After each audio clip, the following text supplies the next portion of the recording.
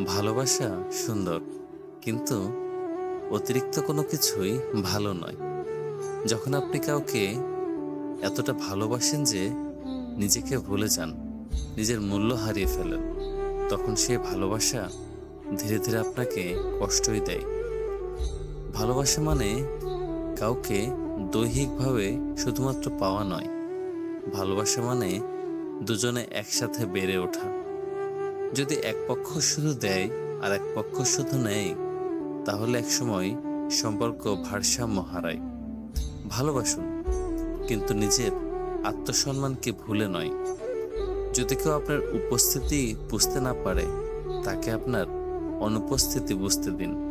কারণ যিনি সত্যিই আপনাকে ভালোবাসেন, তিনি কখনো আপনাকে নিজের সীমার বাইরে যেতে দিবেন না, কখনো সীমার বাইরে যেতে বলবেন না।